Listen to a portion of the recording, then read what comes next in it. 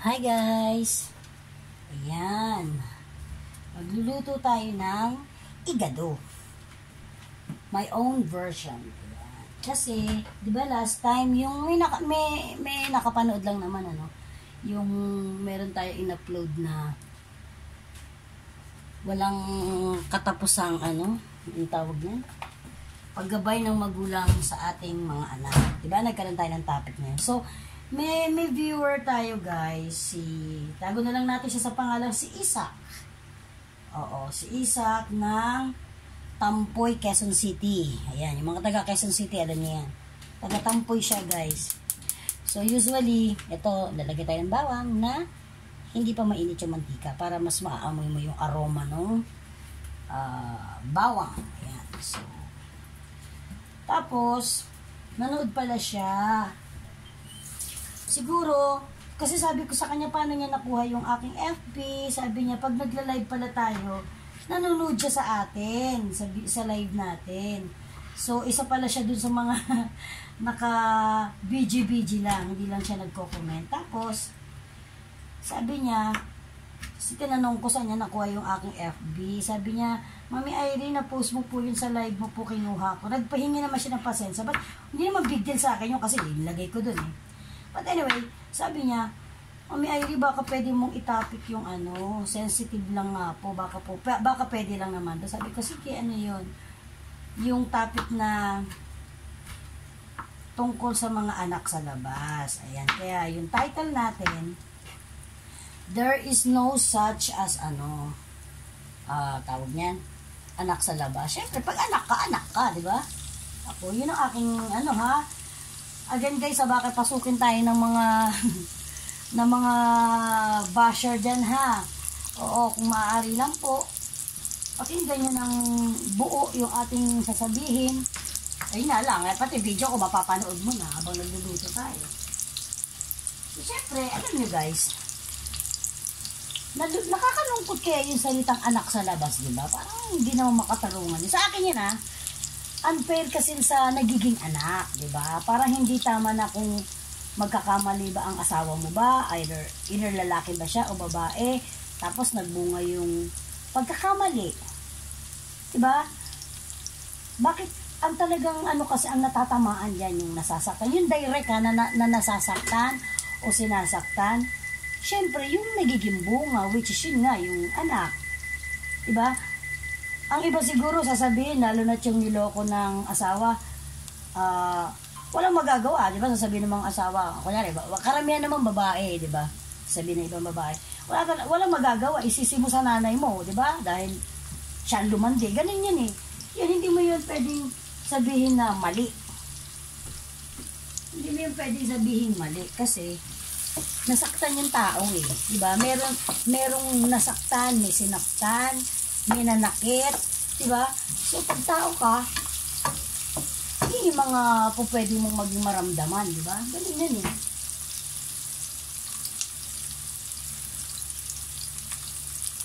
Ayan. So, ang sibuyas. Susunod natin ang kamatis.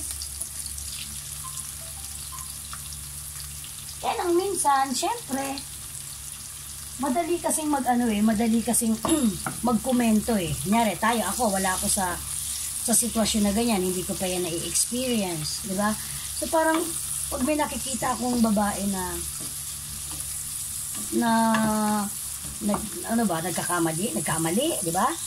Ang naisip ko, Kristiyano ba talaga tayo? O ano ba?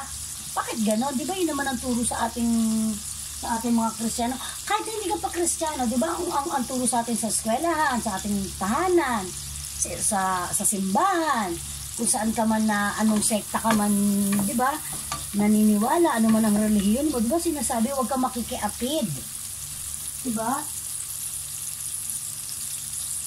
Kaso, hindi natin siguro pwedeng, ako hindi ko naman sila hinuhusgahan, yun lang naiisip ko, bakit mo kailangan gawin yun.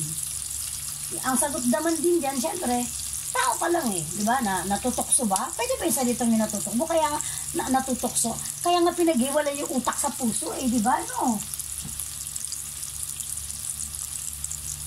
Kasi madali sabihin kasi na, hindi, ibig ko sabihin, hindi mo pwedeng husgahan yung babae. Particular lang tayo sa babae, guys, ha? Kasi karamihan naman kasi babae. Plus, unang-una na nga sa Pilipinas, dahil ang ating relihiyon ay Kristiyano. So, hindi katanggap-tanggap talaga ang mga babae nanlalalaki. Wala tayong magagawa doon. Yun ang kultura ng Pilipinas, ika nga. Ganun talaga. Ngayon, kasi ang hirap ng no, guys, no? Ang hirap magkomento sa isang bagay na, o kaya magbigay ng opinion sa isang bagay na hindi ka naman na-involved. Lalo na hindi mo pa siya na-experience. Diba? So, agad na natin yung baboy niya. Kasi tinanong ko siya, si Isa, na-experience mo ba? Oo daw. Kaya lang sa kanya, mabait siya. Dahil yung kanyang asawa, nagloko, bumalik sa kanya. Tapos, isa siya sa mga Pilipino na ang katuwiran kasi may mga anak kami. Alam nyo, yung naging anak ng asawa niya sa ibang babae, siya na nag-alaga, siya pa ang nagpalaki. Oo, siya pa ang nagpapaaral kasi nga yung kanyang mister medyo sarap sakalin. Iniwan sa kanya, tapos ayun na naman, ang babae na naman. Oo, ayun, hindi ko na maalaman kung anong tawag mo dun sa kanya. Teka muna ha, isang patalastas muna. Huwag gagayahin si Mami Irene. So,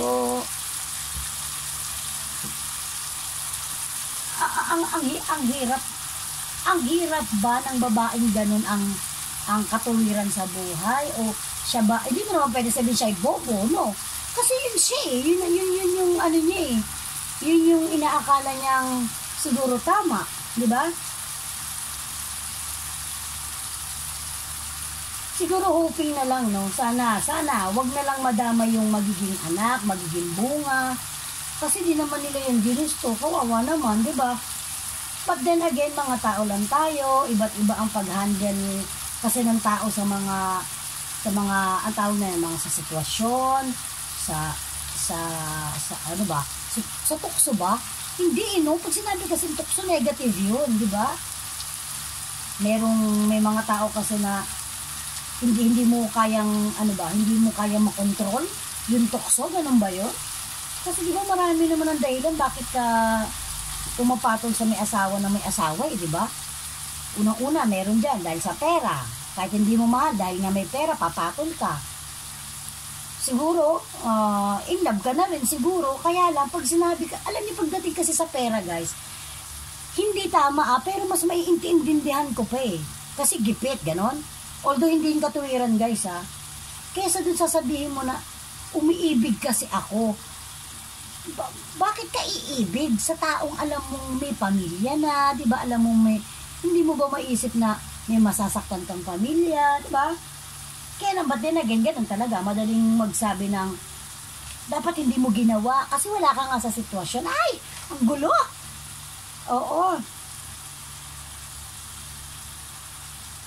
Kaya alam nyo, na sobrang, nabibilib ako sa mga tao na nakukuha nilang patawarin yung kanilang mga asawa. Oo, bilib na bilib. Kagaya si Isak nga, di ba? Biro mo, siya pa nagpaaral, kasi baby daw siya ang nag-alaga. Biro mo, guys, alam niya yung mga nanay kung paano mag-alaga ng baby, ha?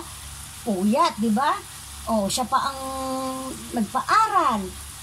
Oo. Kaya lang, yung mga babae naman, alam niyo yun, yung natukso na kayo, nakapanira na kayo ng pamilya ng may pamilya. Sana naman huwag ng kasi iba, di ba, kunyari, nagkamali. O, ayan, nagkamali na. Gusto agawin pa yung asawa na may asawa. Tapos, ang alam ko doon, pag nagkamali ka na isang beses, dapat umalis ka na sa sitwasyon na yun, di ba? Kasi pag inulit mo ulit yun, ang kumbaga pinagpatuloy mo, choice mo na yan. Oo, girl, choice mo na yan, hindi na yan dahil sa tao ka lang, dahil sa natukso ka lang, dahil sa nagkamali ka lang, dahil sa kung ano-ano pa kadahilanan, walang katuwiran yun. Diba? Kaya syempre, ayun na nga, Kapag yung, kasi tawag ko niya kalokohan eh. Kapag nakagawa ka ng isang pagkakamali na, alam mo yun, ang agaw ka ng tatay ng may tatay, nakasira ka ng pamilya, ang masakit nga lang dyan, sana maiisip mo at naiisip sana ha, ng mga babaeng ganyan ha, o ng mga lalaki man, nung lalaki man ha, yung magiging bunga ng anak, magiging bunga ninyo, yung magiging anak ninyo, yun ang magiging kawawa. Kasi, lahat ng tao, hindi siya maiintindihan. Meron at merong magsasabi dyan na putok sa buho, anak ka sa labas, malandi ang nanay mo. Kung iisipin mo ng ano yun guys ha, totoo yun. Kaya lang, para sa akin ang unfair nun sa bata kasi hindi naman niya yung ginusto, di ba? Kaya lang sana yung mga babaeng nagkakamali na ganyan, mag-isip kayo na, kasi yung iba guys, matapang pa guys. Oo. Sila pa yung akala mo parang sila yung legal wife. Mas matapang pa sa original, maraming may ganyan. Diba? Hindi mo po pwedeng hindi ka po pwedeng maging matapang unless na lang siguro pag yung anak mo nakita mo sinasaktan, ayun naman talaga foul na yun. Walang kabit-kabit dito, walang anak-anak sa labas na usapin dito. Pag magulang ka, karapatan mong ipagtanggol at walang karapatan ng iba na sasaktan ang anak mo. Ayun nga lang, kasama yun sa paano ba? Penalty ba? O ano ba tawag doon? Kasama yun sa magiging mangyayari sa sitwasyon na pinasok mo. Oo, kaya nga diba sabi ko, pag isang beses ka nagkamali, maiintindihan mo po, although hindi yun katuwiran hindi yun tama. Pero pag pinagpatuloy mo pa, Diyos ko naman, ikaw na may kasalanan, no? Diba, choice mo na yan. Diba? Ano yun? Hirap ng buhay. Ang hirap kasi ng ibang babae natin, guys ha. Magpapakatotoo lang ako, real talk lang. Sige, granted, mahirap. Sasabihin kasi, ang hirap na sitwasyon, si anak, ganito, kailangan pag-aralin. At chuchuchukan, ano pang maraming kadahilanan. Alam niyo, hindi ako bibilib sa ganun pag yun ang katuwiran ng dahil sa pera. Tamad ka lang. Yun. Kay babae, kay lalaki. Ay, hindi, wag na lalaki. Ang babae. Oo, tamad ka lang. Sasabihin kasi wala akong aral, wala akong magpasukan ng trabaho. Hindi, that's bullshit. Oo, alam niyo bakit? Wala kang aral, maglabandera ka. Diba? Marami kang pwedeng gawing trabaho. Hindi katuwiran yung kasi iba, katamaran na yan eh. Oo, walang hindi ka pwedeng mag-excuse doon. Oo, pumasok ka ng katulong. Kahit magtinda ako, sorry. Ayaw mong maging kasambahay? Magtinda ka kahit na ano. Diba? Marami naman pwedeng maging hanap buhay na marangal. Oo. Kasi, kawawa, yung bata, at saka yun nga lang, yung mga ibang kabitsina dyan, uy, kayo nga, mahiya-hiya nga kayo ha, minsan matatapang pa kayo sa mga original. Oo, medyo, huwag naman kakapala ng fest ha. Oo, kahiya-hiya naman. Ay naman mga lalaki, mga hindurorot kayo. Nagalit na. Kung ayaw ninyo sa mga asawa ninyo, hiwalayan nyo na lang kaysa ganyan. Diba? Kakabit-kabit kayo, tapos malalaman mo, yung lalaki, wala rin naman palang hanap buhay. Diyos ko po. Yung mga girl naman, mga girls, ayan. Kung kasi ganda rin lang naman kayo ni Gretchen Barreto, gamitin nyo na yung utak nyo. Oo. Kakabit ka na rin lang, gagawa ka pa ng Remember Me. Tapos, at the end of the story at chuchuchu, pag iniwanan ka na, desperado pa din yung buhay mo. Okay na sana kung magiging maayos ang buhay mo diba? Ayun nga, sana pairalin yung utak sa dun sa puso. Oo.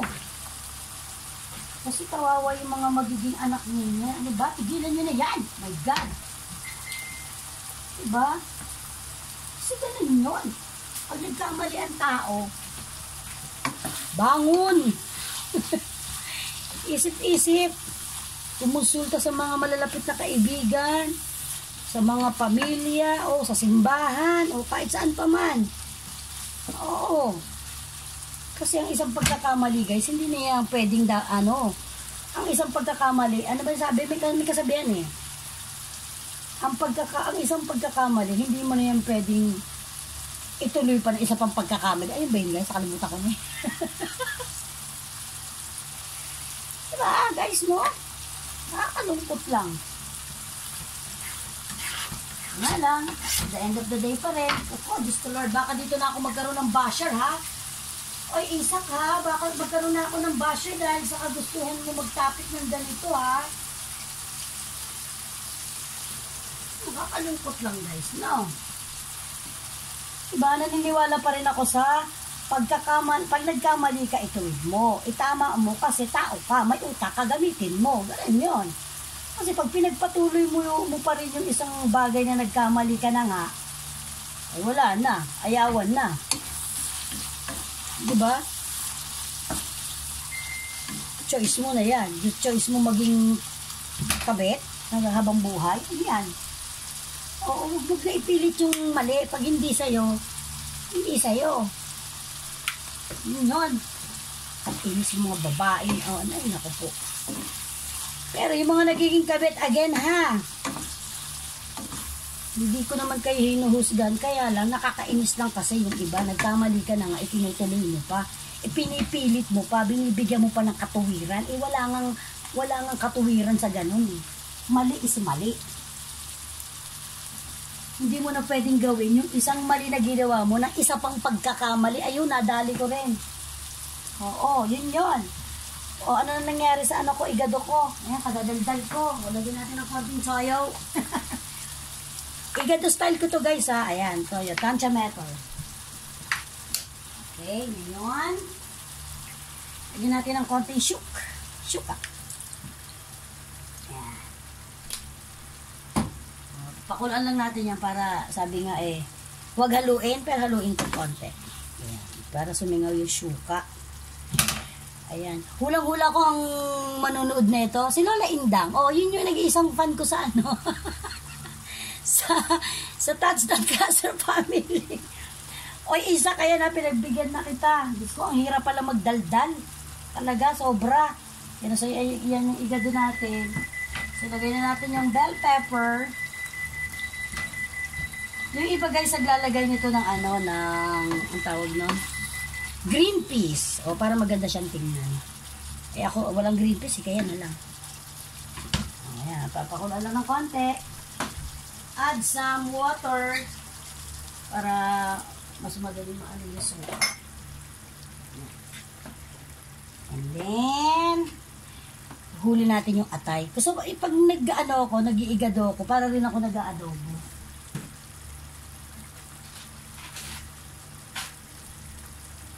Ayan. So, lalagyan natin ng konting tomato sauce.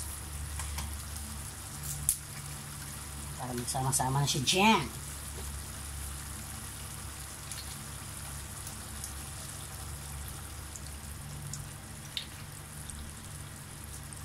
So, naglalagay ako guys ng konting sugar, brown sugar, pag malapit ang matapos para para medyo manamis-namis siya. At the same time, kasi hindi mo pwede agad-agad. Kahit sa bagoong guys hindi nyo agad dapat nilalagay nyo asukal na hindi pa maluluto yung inyong bagoong kasi masusunog. So, kung gusto nyo gumamit ng asukal, kahit na anong putahe, laging yung malapit na siyang maluto. Ayan, oh my God. Isak, sana may... Actually, yung topic na to, hindi to kay Isak kasi siya yung babae na, siya yung original, kumbaga, siya yung legit. Kaya nga, sa kanya, mabuhay siya kasi napatawad niya yung asawa niya, tapos yun nga, yung naging bunga ng pagkakamali ng kalokohan ng asawa niya, siya pa talaga ang nag-alaga. Oo. So, mabuhay ka doon, Isak, ka ng number, sige, wag natin lagay. Basta siya. Tampoy, Quezon City. Ayan, yung mga taga Quezon City, ayan, may lugar yata ayan dyan sa Project 2, Tampoy, Quezon City. Ayan, sinabi ko na rin. Gihatay talaga ako.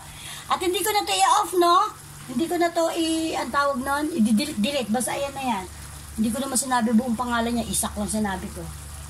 Ng Project 2 Tampoy, Quezon City. Ayan. Oo. Dahil kabababa ko ng kabababa ng FB ko sa live. Ayan.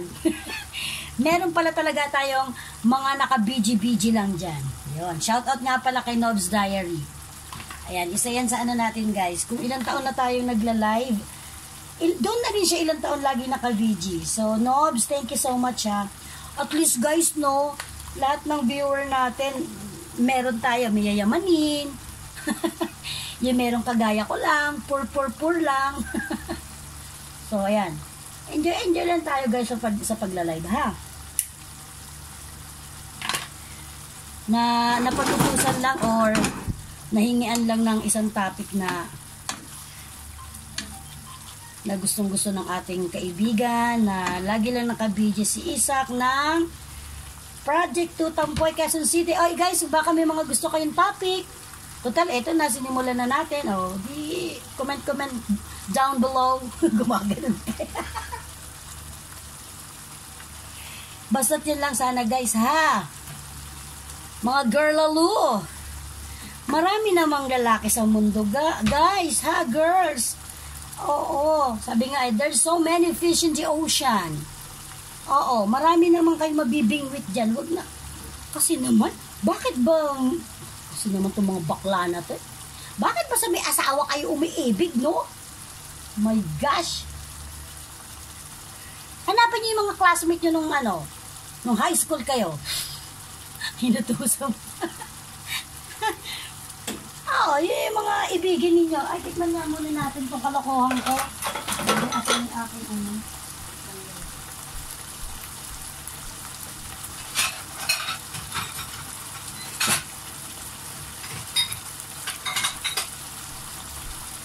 Tikimin. Tigilan nyo na nga yan. Oo, maghanap kayo ng lalaki na para sa inyo talaga. Oh lala. Oh my God, guys. Ayun lang, wala kasi tayong ang tawag niyan, mga grams. Ang sarap. Oh lala. Tingnan natin kung malambot yung pork natin.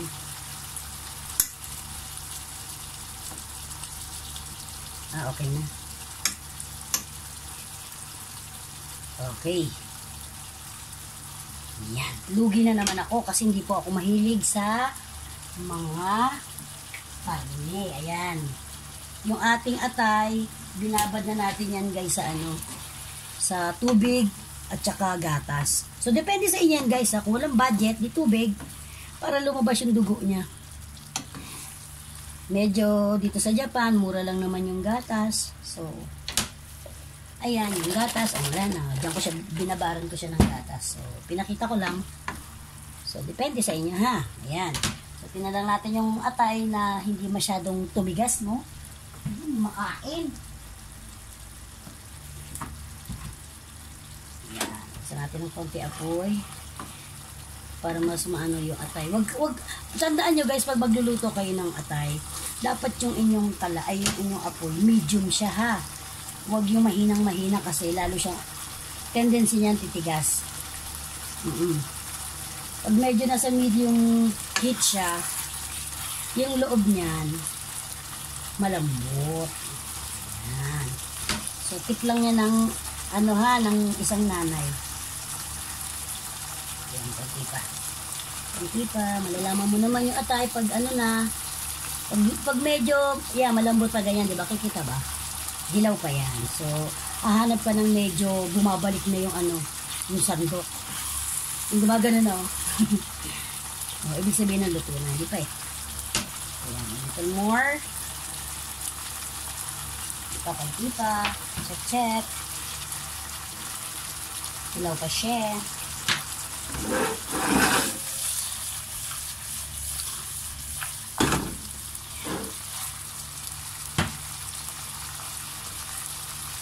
So, meron ako dito guys. So, oil siya actually. Kaya lang, hindi to yung cooking oil. O ginagamit to usually sa mga sa mga mataas ang cholesterol. So ayan, pwede ka mag-add niyan. Kahit na marami. Ano siya? MCT oil yan guys ha. Huwag nyo na ako tanungin ko ng MCT, no? Basta ayan yan. O medyo 4 times ang presyo niyan kasi sa regular na cooking oil. Eh syempre, naghahanap buhay naman yung ating mister. Yan na guys ha, yung brown sugar. Dapat nga ito may nakalimutan ko ilagay guys. Yung laurel, my God. Hayaan mo na. Lagyan natin kahit isang laurel lang. Dalawa na. Ayan.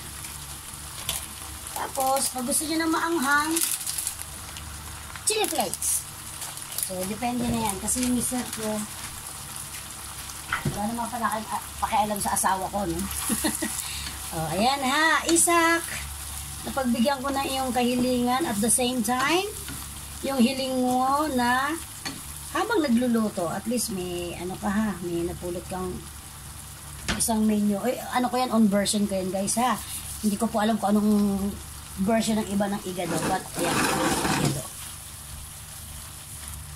Yan, presto. Tapos na po. Ayan o. Alright. Guys, maraming salamat po. Ilang minuto kaya tayong nagdadaldad? My God. Ayan, 26 minutes. Okay. Maraming salamat po. Again, Isaac, mega love shoutout sa iyo at saka sa lahat ng mga taga-Touchdown Cluster family. Okay, bye guys!